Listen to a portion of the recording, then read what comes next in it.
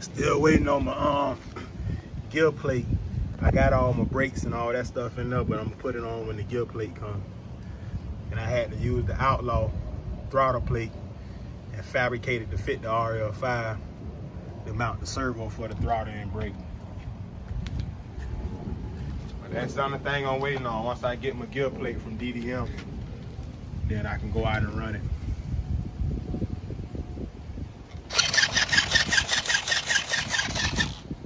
rf5 hybrid. ESP piston port 34cc for now.